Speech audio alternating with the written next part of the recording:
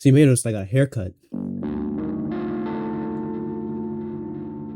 What is morality? According to the definition I found on Google, it is the principles concerning the distinction between right and wrong and good and bad behavior. Okay.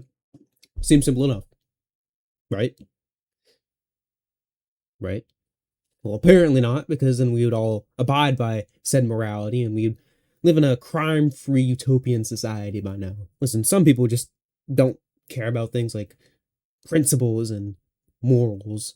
But I think the biggest issue is that the majority of us are striving to live a principled moral life. The only problem is that we can only attempt to live by our standards of principles and morals. Maybe my standards of morals and principles doesn't meet your standards. Maybe your standards doesn't meet my standards. Maybe our standards don't meet the standards of society. Sometimes the standards of society don't match up to your standards. Now, I can sit here all day and make videos about ethics, but there's one moral quandary that has frustrated me the most. And I think it perfectly encapsulates the notion that morality can be subjective and often is subjective. I think that this world, it needs men that are willing to make the hard call. That's what I think. I think you and me are the same. We're the same. You know it. Only I do the one thing that you can't. You hit them and they get back up. I hit them and they stay down. It's permanent. I make sure that they don't make it out on the street again. I take pride in that. Many superheroes, especially the ones from DC, it's mostly the ones from DC. I don't see Marvel doing this as much. I mean, they do it. A lot of these heroes have a no-kill rule when it comes to their villains. Now, on surface level, this is admirable. But when thought about a little deeper, it does start to become a little troubling. When does not killing a villain become immoral? I think we can all agree that if a villain robs a bank or something, then no, of course they shouldn't be killed for that. But when the villain is responsible for killing people, maybe taking them to jail once is acceptable. But if they keep breaking out, keep taking more lives, then when is it the hero's duty to be the judge, jury, and executioner? Morality is a distinction between right and wrong and good and bad behavior. Morality is a distinction between right and wrong, good and bad behavior. Morality is a distinction between right and wrong, good and bad behavior. Is it immoral to take a life? Yeah. Is it immoral to take the life of an innocent person? Yeah. Is it immoral to take the life of a guilty person? What are they guilty of? Robbery? Then yeah, it's immoral. Armed robbery? Still moral. Armed robbery that resulted in someone getting killed? No. The one person that was killed accidentally. The robber didn't actually mean to kill them. The person that ended up being killed was actually on the run for being a terrorist. Is it still immoral to kill that killer?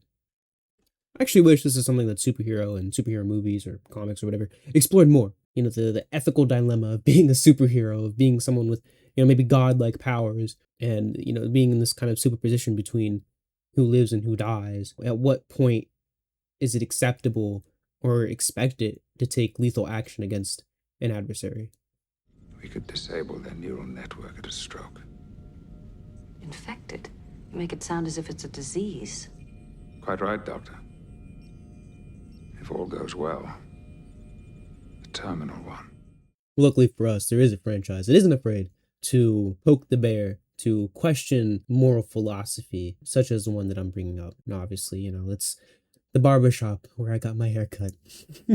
One of my favorite television shows of all time, Star Trek The Next Generation, presents this issue in an episode titled I, Borg. An episode of television with the moral quandary so gripping that I think it makes for one of the best hours of television ever put to screen, in my opinion. If you're not familiar with Star Trek, don't worry, I'm gonna break everything down so we're all on the same page. Okay, just please don't click off the video, okay? It's gonna take me forever to edit. Please don't click off the video. The episode starts off with the protagonist responding to a distress call. The episode starts with the protagonist responding to a distress call from a nearby moon. Upon arrival, they encountered a wrecked ship, and nearby are lifeless bodies of the greatest enemies, the Borg. But plot twist.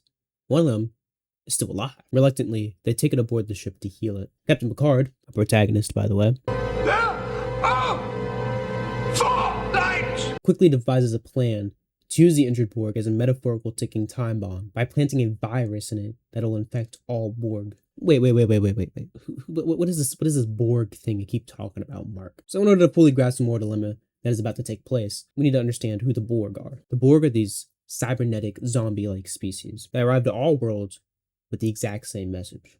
We are the Borg. Lower your shields and surrender your ships. We will add your biological and technological distinctiveness to our own. Your culture will adapt to service us. Resistance is futile.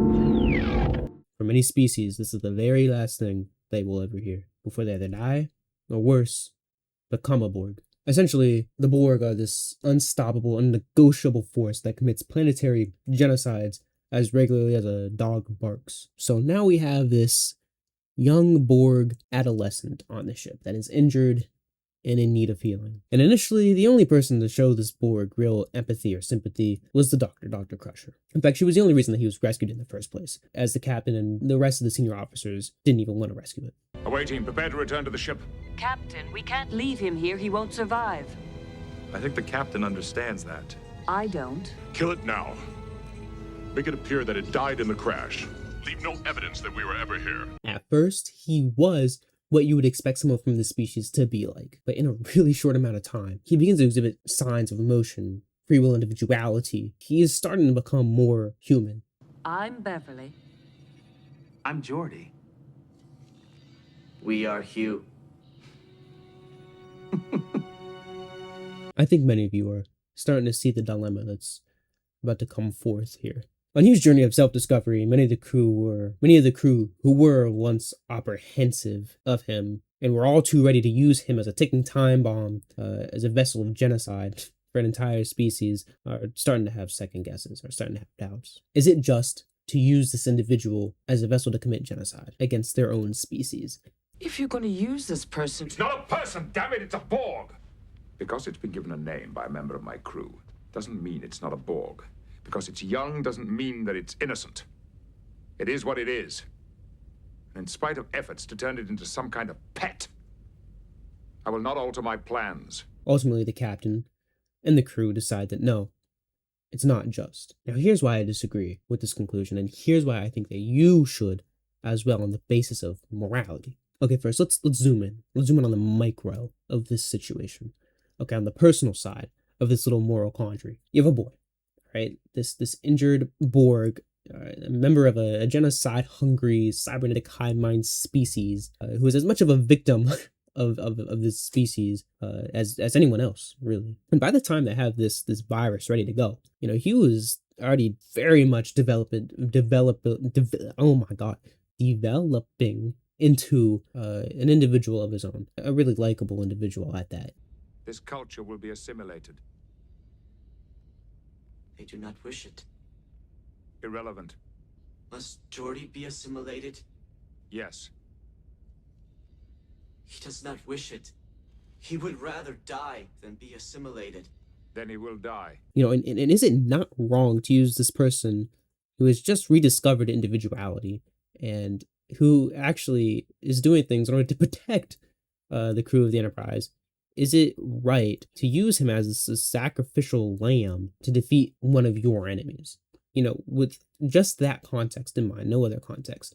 I think anyone with like a conscience would say, hey man, that's not right. But let's zoom back out. All right, let's view the macro of this situation. While sacrificing him might be immoral on this micro scale, I think when you stop viewing that small picture, when you zoom out for the big picture, I am adamant that not sacrificing him is actually the most immoral play. Okay, let me break it down. He was just a kid, presumably maybe like an older teenager or whatever. Was very likely taken from his home at a young age and assimilated just like any other Borg or most other Borg. The fate described worse than death in the Star Trek universe. His home, his people are more than likely non-existent anymore.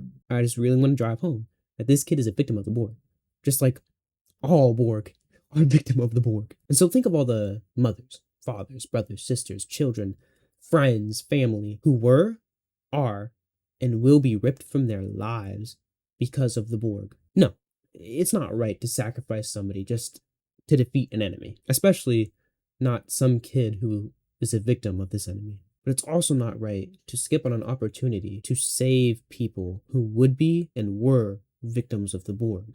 And when you have two options that are both morally incorrect, then all you can do is choose the action that'll have The needs of the many outweigh the needs of the few. Or the one. Sometimes there are no victimless choices. Like when you hear us either kill the villain or let the villain kill an innocent person. Or when you have to choose between killing an entire species, starting with sacrificing an innocent kid. Is it worth the lives that would be saved? So ultimately, I'll leave you off with this question. When someone has to pay for your choice, who gets the bill? Is it moral to take no immoral action? Or are you just sending the bill to someone who doesn't know your name?